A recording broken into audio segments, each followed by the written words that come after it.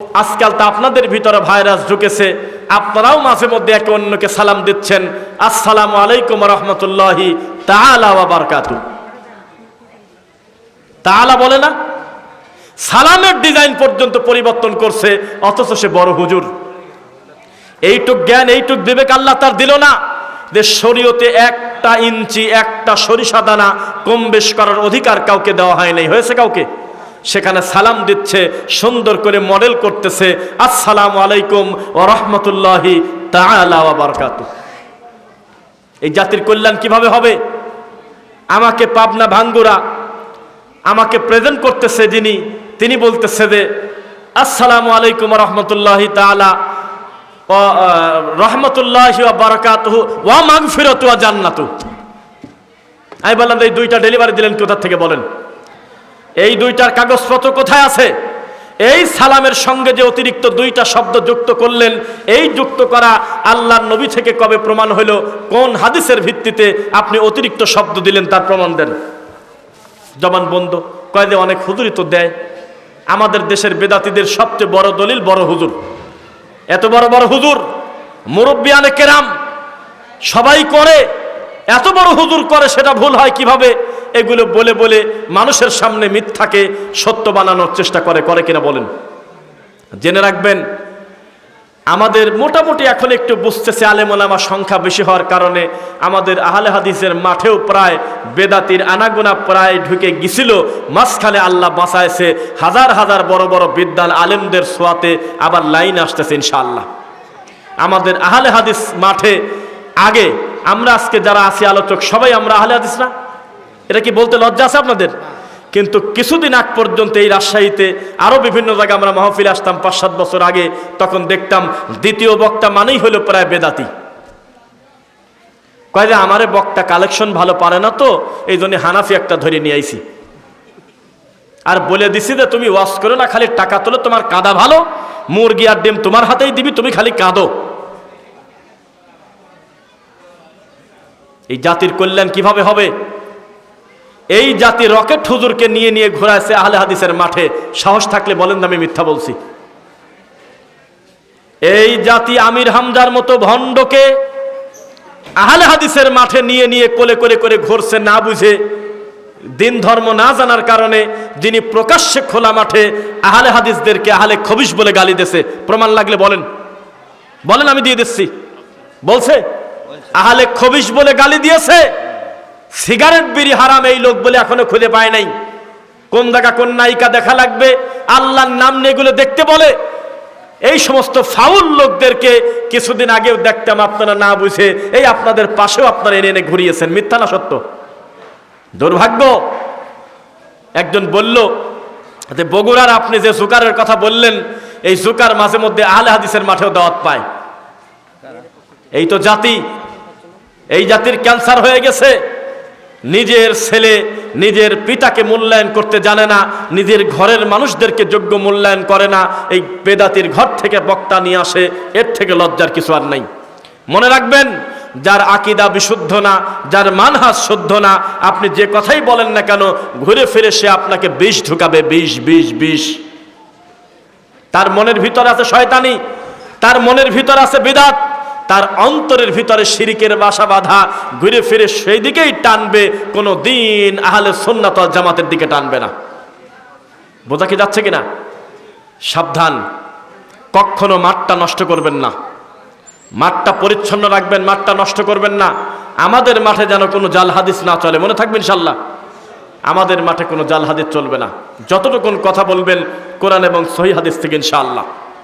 এবার আসেন, আব্দুল্লাহ ইবনে মাসউদ রাদিয়াল্লাহু আনহু তিনি বললেন, কেউ যদি কারোর কথায় আল্লাহর তাওহীদ পায়, কেউ যদি কারোর কথায় ভুল পথ থেকে ফিরে আসে, ফিরে আসার পরে উনি ভালো আমল করে যত নেকি পাবে, সমপরিমাণ নেকি যার দাওয়াতে আল্লাহ তাকে কবুল করলো সে একই রকম পাবে। কেউ যদি কাউকে মন্দের দিকে আহ্বান করে, আহ্বানকারী এবং সারাদানকারী উভয়ে সমান পাপী, যতদিন পর্যন্ত এই পাপটা চালু থাকবে। যতদিন পর্যন্ত এই দেশের বড় হুজুররা কান ধরে আমার মুসল্লিরা আমরা তাওবা করতেছি আল্লাহর কাছে তাওবাতুন নাসুহা, জীবনে কোনোদিন আর মিলাদ পড়ে আমরা ধর্ম বিক্রি করব না, এটা একটা ধর্মের নামে জঘন্য বিদাত, তোমরা পরিত্যাগ করো, ততদিন পর্যন্ত সকল বিদাতি সমান দায়ী।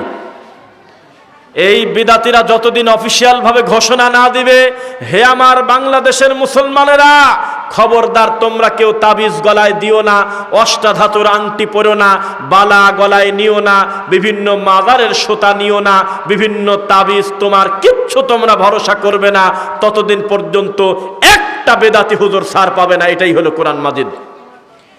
তাআওয়ানু আলাল বিররি ওয়াত তাকওয়া ওয়ালা তাআওয়ানু আলাল ইসমি ওয়াল উদওয়ান।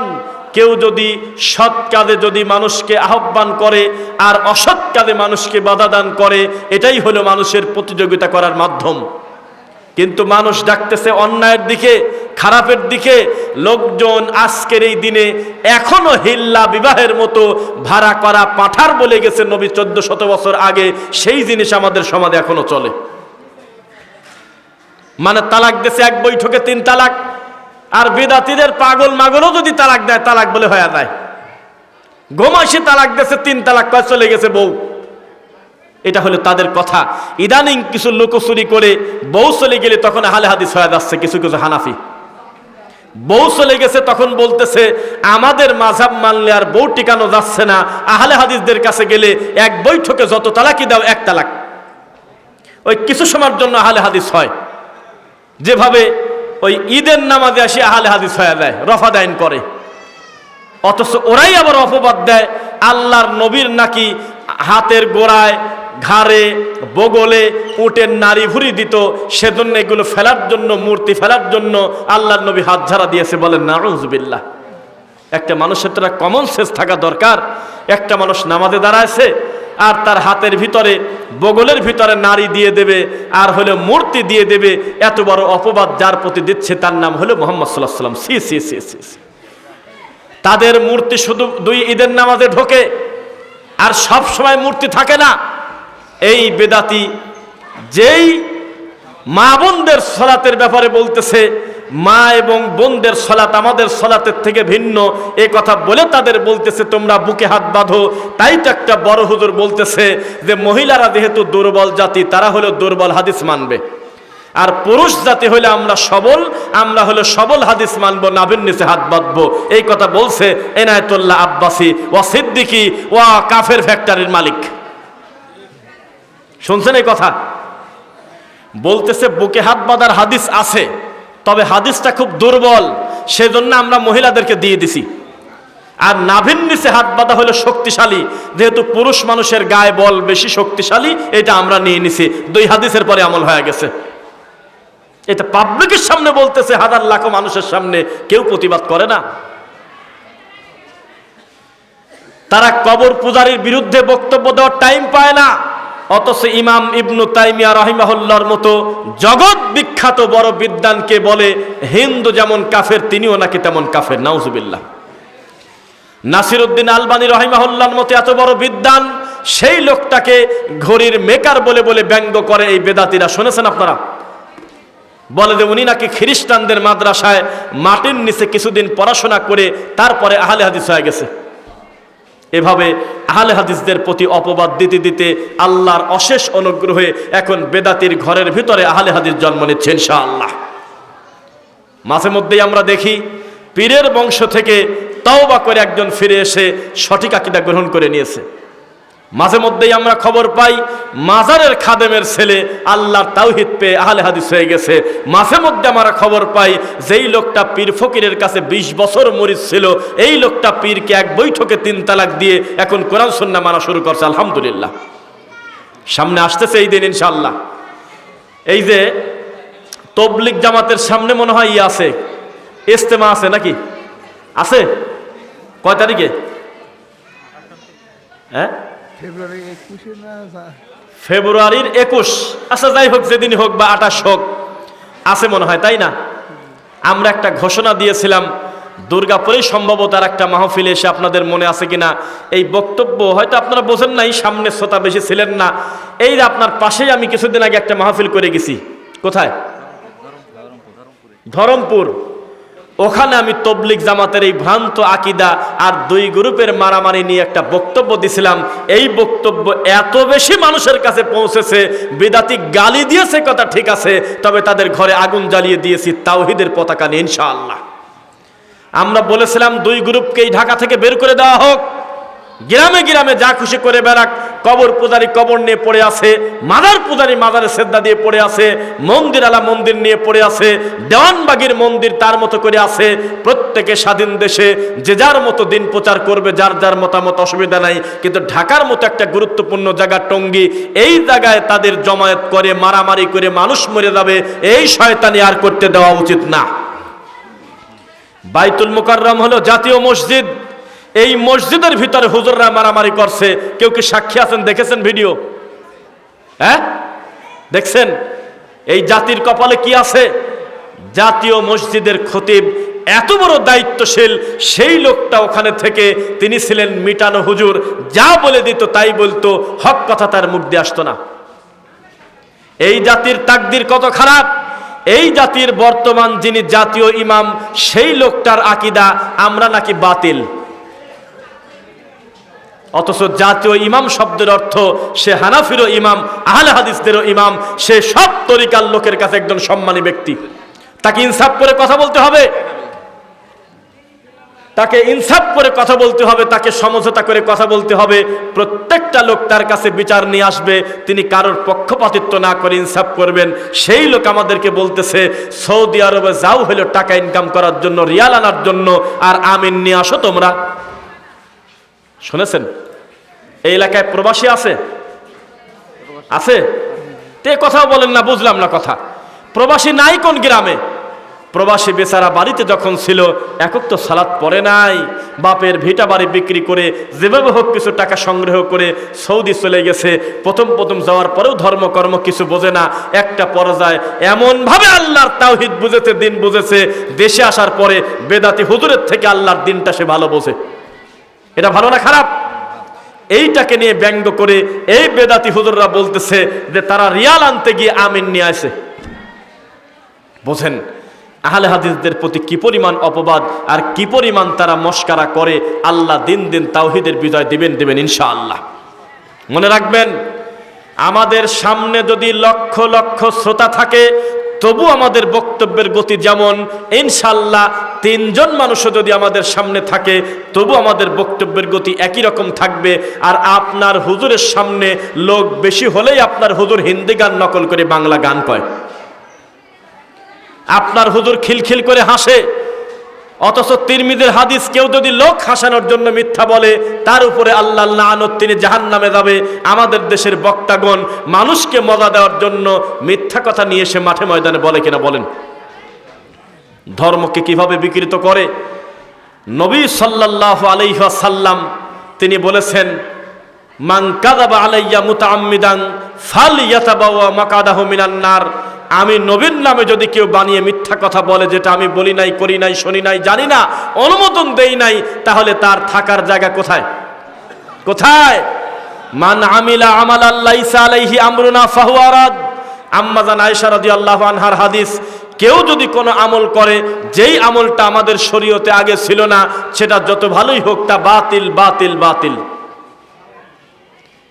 এই বেদাতীদের জন্য কাজী অফিস এখনো টিকে আছে, অথচ মেয়ের বাপ জীবিত আছে, অথচ মেয়ে অন্য কাউকে গার্জিয়ান মনে করে বিবাহ করতে পারবে।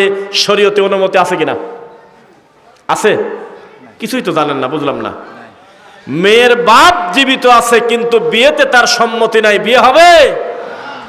পাগল হলে ভিন্ন কথা, একেবারে বেনামাজি হলে ভিন্ন কথা, একেবারে যদি দিন ধর্মের বাইরে থাকে ভিন্ন কথা। কিন্তু একজন সচেতন নাগরিক হিসেবে, মুসলিম হিসেবে, তিনিই হলো তার মেয়ের উকিল, অভিভাবক, ঠিক কিনা? তার ওলি তার বাপ। অথচ এই বেদাতিরা উকিল বাপ বানাইছে। কি বাপ? উকিল বাপ। সি সি সি। তাই আমি বলেছিলাম যে পৃথিবীতে কয়েকটা বাপ আছে, এগুলো বাপের জাত না।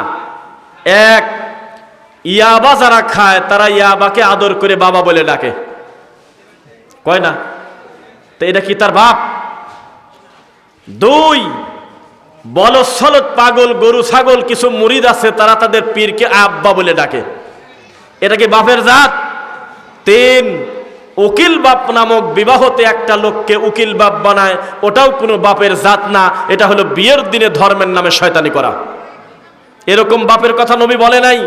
রাসূল বলেছেন মেয়ের বাপ উপস্থিত থাকবে 2 জন সাক্ষীর সামনে, সুন্দর করে আপনার কি হয় খুতবা হবে, এরপরে ইজাব কবুল হবে, বিবাহ শেষ, কাবিননামার কথা আলোচনা আসলে শেষ। এই বিবাহটাকে কঠিন করে উকিল বাপ বানানো হয়েছে। মেয়ে চলে গিয়েছে কোর্টে, কাজী অফিসে বিয়ে হয়ে গেছে, পরবর্তীতে থানা কোর্ট কাছারি হওয়ার পর বলতেছে মেয়ের বয়স কি 18 হয়েছে? হ্যাঁ হয়েছে, তাহলে কেস ডিসমিস, বাতিল। তার মানে ওই মেয়ের বাপের কোনো দামই নেই। মেয়ের যেহেতু 18 বছর পার হয়ে গেছে, এখন সব ঠিক আছে, কোথায় চলে গেল, কার সাথে কি করলো, ওটা বাদ দাও। নাউজুবিল্লাহ মিন যালিক। অথচ আমাদের সমাজে মাযহাবের দোহাই দিয়ে এই নোংরা পাপগুলোকে টিকিয়ে রেখেছে। সবাই যদি বলতো আমরা জেনাবা বিচারের বিরুদ্ধে, এ ধরনের কোনো বিবাহ শরীয়তে নাই, যেই বিবাহে বাপ নাই সে বিবাহ বাতিল বাতিল বাতিল। আমার নবী 3 বার বলছে, বলে নাই? সব হুজুর যদি একসাথে বলতো যে নেশাদার দ্রব্য পান করা হারাম, আরাকু আহলিন নার আও উসারাত আহলিন নার, নবী সাল্লাল্লাহু আলাইহি ওয়াসাল্লাম বলেছেন জাহান্নামীদের শরীরের রক্ত পুঁজ গলে গলে পড়বে, এগুলো ধরে ধরে এই নেশাখোরদেরকে খাওয়ানো হবে। তাহলে মানুষ কি জর্দা দিয়ে পান খাতো আপনার মনে হয়? মানুষ কি গুল খাতো, আলো পাতা খাতো, সিগারেট বিড়ি খাতো? এগুলো পরিত্যাগ করতো। অথচ আজকে বিশ্বাস করবেন কিনা, মেয়েরা পর্যন্ত সিগারেট খায়। জানেন, স্কুল কলেজে পড়ে, ভার্সিটিতে পড়ে, এই মেয়ে সিগারেট খায়। পুরুষ মানুষের প্যান্ট শার্ট পরে স্কুল কলেজে যাচ্ছে, কোনো ভ্রুক্ষেপ নাই। সবচাইতে বড় পাপ হলো জোরে আমিন বলা। এর জন্য মুসলমানদেরকে ধরে মারতেছে আমাদের এই বেদাতিরা। ওদিকে ইহুদি খ্রিস্টান তাদের সংস্কৃতি আমাদের ভিতরে কিভাবে দিয়ে আমাদের মা বোনদেরকে পর্দার ভিতর থেকে বের করে রাস্তায় বের করে দিয়েছে। তারা আমাদের বাচ্চাগুলোর শিক্ষা ধ্বংস করে দিয়েছে। মানুষের নীতি এমনভাবে ঢুকেছে মানুষের ভিতরে, কে কার কথা শুনবে। আর আমাদের হুজুররা এখনো পড়ে আছে যে মিলাদকে দাঁড়া পড়বো না বসে পড়বো। এই জাতির কল্যাণ কিভাবে হবে? ডক্টর জাকির নায়েক বক্তব্য দিলে কাবার ইমাম তার মুখের দিক তাকায় থাকে, বাপরে বাপ, এ আবার কি মেডিসিন? একটা প্যান্ট শার্ট পরা মানুষ বক্তব্য দিচ্ছে, আর খ্রিস্টান ইহুদিদের হাঁটু কাঁপতেছে ভয়তে, কি জিনিস। উনি একদিকে বক্তব্য দেয়, আর একদিকে ইহুদি খ্রিস্টান সিরিয়ালে ঝগড়া লাগাইছে, কয় আমি আগে কালেমা পড়বো, আমি আগে কালেমা পড়বো। আর আমরা হুজুররা তাবিজ বেচে খাই, আমরা হুজুররা জর্দা বিক্রি করি, আমরা হুজুররা তামাকের বিরুদ্ধে বক্তব্য দিতে পারি না। এই হলো আমাদের দেশের অবস্থা। কথা বোঝা যাচ্ছে? এই দায়িত্বটা ছিল আলেমদের। 30-40 বছর মাদ্রাসায় পড়ে পড়ায় কি শিখলে? আমাদের দেশের বেদাতিদের লাখ লজ্জা কত খারাপ দেখেন। আল্লাহ মাফ করুক, কুয়াকাটি নামে একটা হুজুর আছে না, গলার খুব কণ্ঠ মিষ্টি, কথা বলে না, আছে কিনা? 1 ঘন্টা বক্তব্য দেয়, তার 35 মিনিট গজল কয়, ফার্সি শের বলে, উল্টাপাল্টা কথা বলে সময় কাটায়। কুত্তার গল্প, ব্যাঙের গল্প, বানরের গল্প, সাপের গল্প, এইসব বাঘের গল্প বলে চলে যায়, আছে কিনা? সেই লোকটাকে আমরা এতদিন মনে করছিলাম যে বেদাতিরাও মনে হয় বয়কট করে দিয়েছে। অথচ আমার 2টা দিন মাহফিল ছিল না বলবো না, আমি ওই 2টা দিন মাহফিল রাখি নাই আমার ব্যক্তিগত কাজে। আমি আল্লাহর কসম নিজের বাসায় শুয়ে এই বেদাতির বক্তব্য আমি শুনছি। একাধিক বক্তব্য 20 মিনিট, 30 মিনিট, 40 মিনিট করে করে। বেদাতিদের মাহফিলে অনেক বক্তা, 10 জন 15 জন করে রাখে। এক একটা নামের আগে আল্লামা, নামের পরে হলো দাবা। এই সব দাবারা বক্তব্য দিচ্ছে।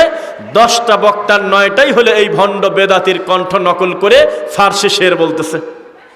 বাসায় শুয়ে আমার পরিবার বলে, মানুষের কি হায়া লজ্জা বলতে কিচ্ছু নাই? রাত বাদে 10টা, এতগুলো মানুষের সামনে ওই লোক সুর দিয়ে দিয়ে ফার্সি শের বলে, এতে শরীয়তের কতটুকু লাভ আছে?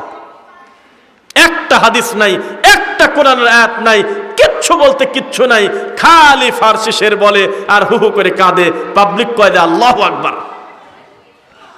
এটা ধর্ম? নাউযুবিল্লাহি মিন যালিক। মনে রাখবেন, আমরা বলতেছি দিন দিন আলহামদুলিল্লাহ তাওহীদবাদী লোকের সংখ্যা বাড়তেছে। আসলে কি বাড়তেছে না কমতেছে?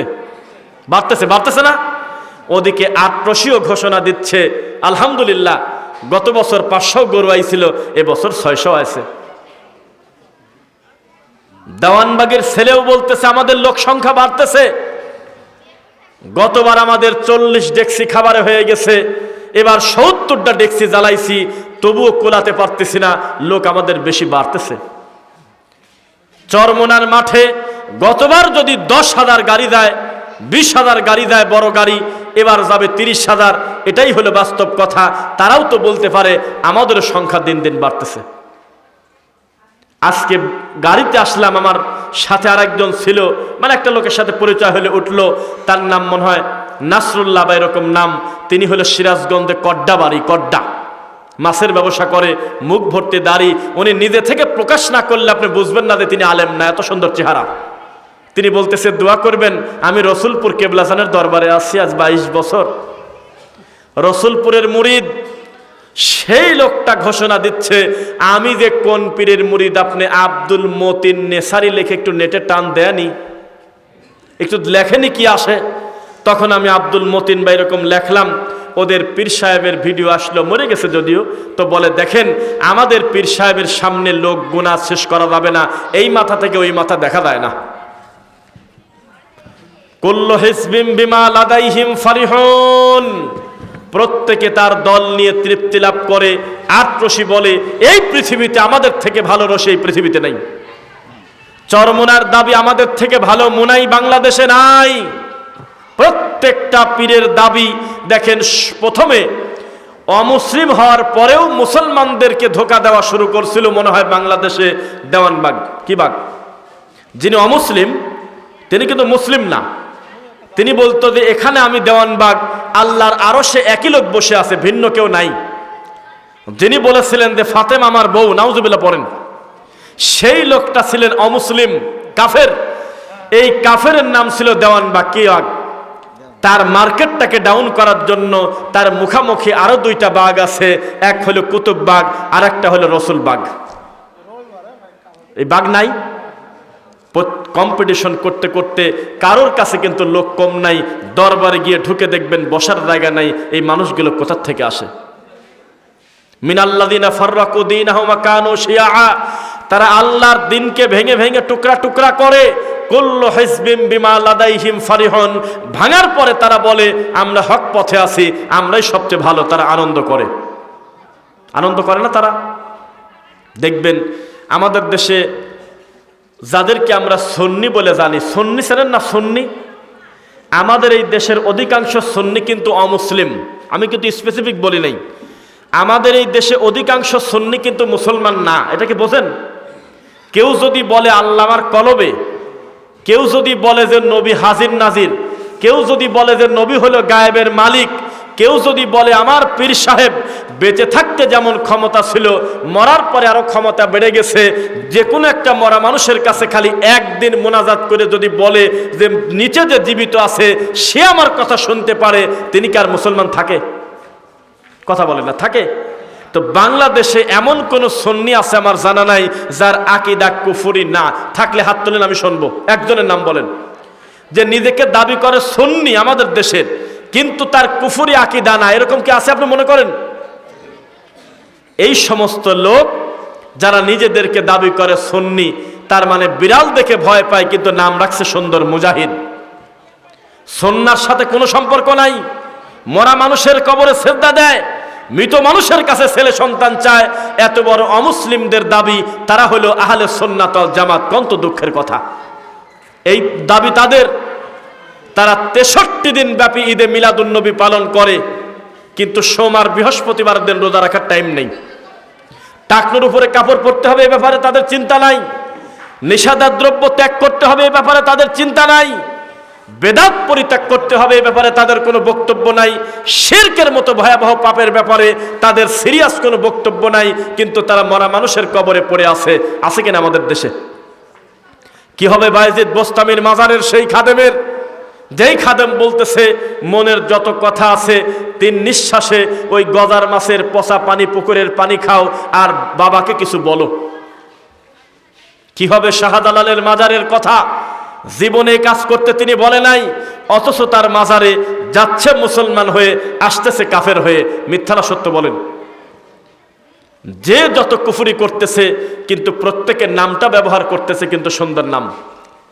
আর একটা অমুসলিম দল আছে, যেই দল বলে আমার নবী বলে গান শুনতো, একটা শ্রোতাও নাউজুবিল্লাহ পড়লেন না। লজ্জাজনক পরিস্থিতি হচ্ছে আমাদের, যদি আমরা বক্তব্য শেষ করে দেবো ইনশাল্লাহ। আল্লাহর নবী গান শুনছে এই কথা বললাম, একটা লোক নিজে থেকে বললেন না যে নাউজুবিল্লাহ। তা কি শিখলেন? এই যে এতদিন বক্তব্য শোনেন, কি শিখলেন বলেন? কি জানেন বলেন? আজকে না হয় খোলা মাঠে আসলেন, এমনিতে বাসায় বসে আমাদের হাজারো বক্তব্য শোনেন না আপনারা। তাহলে এইটুকু ইমান আপনাদের হইলো। আমি বলতেছি একটা গ্রুপ বলে আমার নবী গান বাজনা শুনতো, তা আপনার কি লজ্জা করলো না নাউজুবিল্লাহ বলতেন না? এমনি তো ভিতর থেকে আসবে, আমার নবী গান শুনতে পারে, নাউজুবিল্লাহ মিন যালিক। সেই গ্রুপটা তার নাম দিয়েছে সুন্দর একটা নাম, হিজবুত তাওহীদ। কি নাম? হিজবুত তাওহীদ, তাওহীদের দল। আসলে কি তাওহীদের দল না হিজবুত শয়তান? শয়তানের দল, যাদের প্রতিষ্ঠাতা ছিল বিরিখোর বায়েজিদ খান ফকিন্নি, বাড়ি হলো টাঙ্গাইল। কি খাতো বলেন তো দেখি? বিড়ি খাতো। এই হলো তাদের ধর্মের প্রধান। তিনি নাকি জামানার ইমাম, তার নামের পূর্বে লেখা হয় ইমামুজ্জামান বায়েজিদ খান পন্নির উত্তরসূরি আপনার হলো সেলিম। তাদের দলের নাম হলো হিজবুত তাওহীদ। আর একটা গ্রুপ আছে আমাদের এই সমাজে, আপনার রাজশাহীতেও আছে, তারা বলে শুধু কোরআন মেনে জান্নাতে যাব, আল্লাহ নবীর হাদিস মানে মিথ্যা কথা বলে, নাউজুবিল্লাহ। সেই গ্রুপের নাম কি বলেন একটু? কিচ্ছু বলতে কিছু জানে না। কোথায় আসলাম? এখন তো 2-4 জন বললেন। কি নাম? আহলে কোরআন। নামটা সুন্দর, ইয়া আহলে কোরআন আউতিরু। আল্লাহ আমাদেরকে ডেকে বলতেছে, হে আহলে কোরআন তোমরা বেতর করো, বিজর করো। অথচ সুন্দর একটা নাম নিয়ে আজকে তারা বলতেছে নামাজ নাকি মিলিটারি ট্রেনিং। দেখেছেন? দাড়ি রাখা কোনো ব্যাপার না, রাখলে কি না রাখলে কি এটা ফ্যাশন। টাকনুর নিচে কাপড় পরবে না উপরে পরবে, এটা কোনো ব্যাপার না, নাউজুবিল্লাহ পড়েন। অথচ আল্লাহ তার দিকে তাকাবেন না যে টাকনু ঢেকে কাপড় পরবে। মেয়ে ছেলেপেলের পর্দা না বেপর্দা, তাদের হাতে পেপার দিয়ে দিয়েছে। তার রাস্তাঘাটে হিজবুত তাওহীদের মহিলা সংগঠনের মহিলারা এই দোকানে দোকানে পেপার বিক্রি করে। কেউ কি দেখছেন আপনারা দৃশ্য? দেখছেন তো সবাই।